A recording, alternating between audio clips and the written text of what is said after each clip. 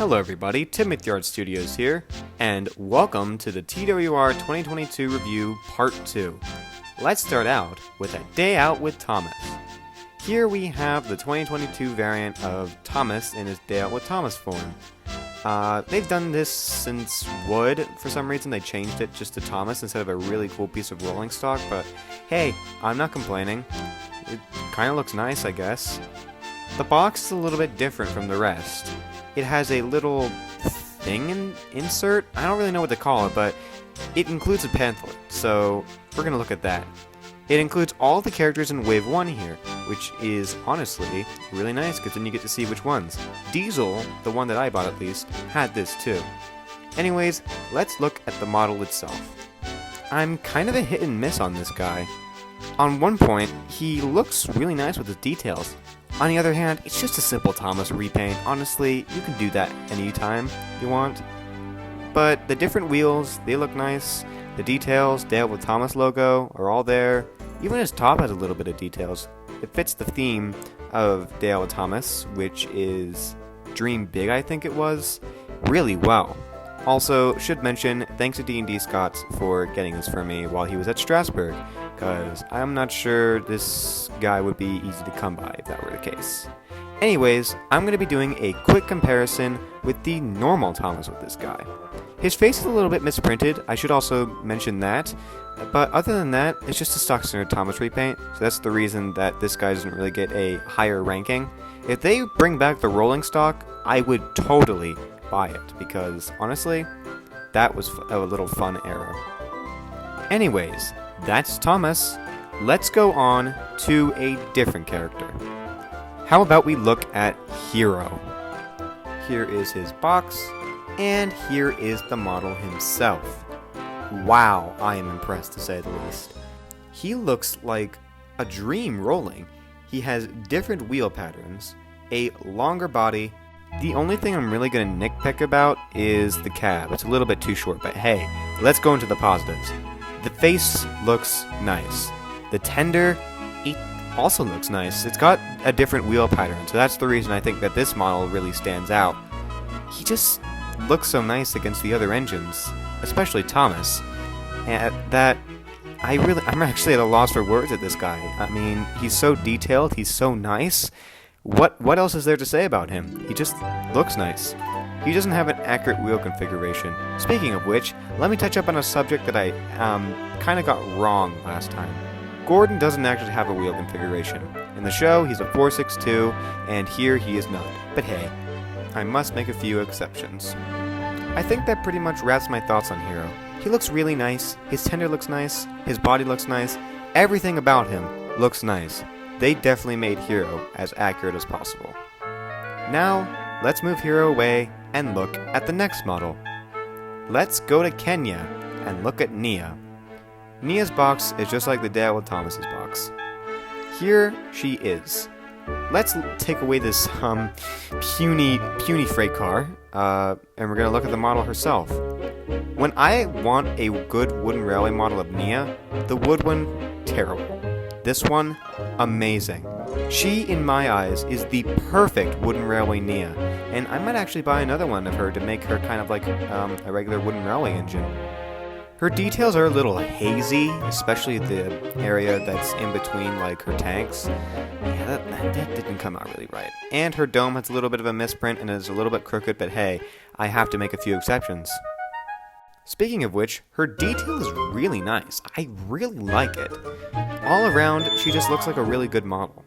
One thing I'm a little bit pissed off about is, why is the cab glow purple? You could have just easily made it red like the others, but you had to make it purple for some special reason. I don't know why. I just think that that's a stupid choice. Let's stop looking at Nia and look at her puny freight car. This is Nia's TM car. It's nothing special, honestly. Nia could have been sold by herself easily. This is just an elephant car. It's just got the elephant's trunk sticking out. That's all that's good about this model. There's nothing really that exciting about it. It's just a freight car. It's just something to add to your train.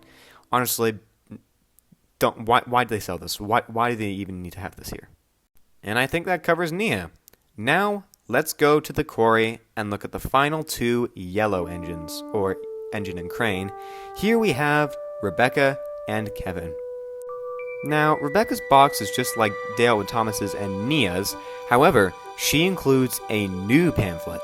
What I mean by new is it has both waves on there, wave 1 and 2. So it shows the other 7 characters that are going to be in part 3, so if you haven't seen them yet, here they are. And, of course, the layout has been updated to add these characters. I want to talk about Rebecca first. She's honestly much nicer than Kevin. We'll get into that. Rebecca, honestly, is almost perfect. Almost perfect as in the tender. She doesn't have 6 wheels for some reason. They could have easily done that. They did it with Hiro, Gordon, the other engines too. Why though Rebecca? She could have easily had it. They just pulled like a James for some reason, if you know what I mean. However, her tender just looks nice anyway. The main body construction looks nice, the detail's nice. I'm gonna let it slide. Now we get to Rebecca herself, and wow, I am impressed again. This wooden railway line honestly has given a new light on some of the Bubba characters that were treated terribly in the wood line, which they were made puny and short. But now this line has kind of redeemed themselves. Rebecca has detail all around, the top, the side, the front. Speaking of the face, I mean, why'd they choose this expression? They could have chose something else, but hey, I'm not complaining.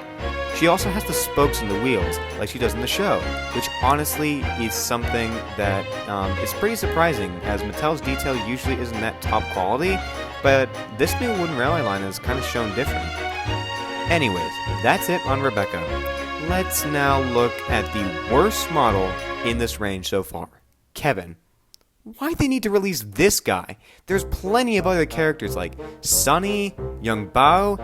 They could have released any character, and they just chose Kevin. Why Kevin? He hasn't done anything significant. He's a crane, yeah, but you could have added Rocky, or Judy, Jerome. You could have done those. Oh yeah, they're not relevant. How's Kevin relevant then? Honestly, I feel Kevin's just one that's not really just needed for the range right now. They could introduce him in the future, and they could have even introduced him with Victor, but why now? Why? Just why? And the model itself isn't even that good. The scared face, the front, it just does not look good. The side detailing isn't even that good. And it has a little lock for the arm, just to keep it from like falling whenever the arm is out. But I've never had that problem with Kevin. I don't know why they even had to do that. Honestly, Kevin so far is the worst model in the range. He's in my bad books because of this. 0 out of 10 for sure, because why did I buy this? And there you have it. That is the rest of Wave 1 of the new TWR 2022. I would do a comparison, however, Nia, Hiro, and Rebecca are just too good. Their models, they've just gotten a glow up. They totally deserve the win. However, Kevin, I'm going with the 2013 model still. It's more accurate, it's more nice. Honestly, love it. Better than what we have now. And to end this video off, here is the entire Wave 1 of the new TWR 2022. We will cover Wave 2 in the next part. See you then!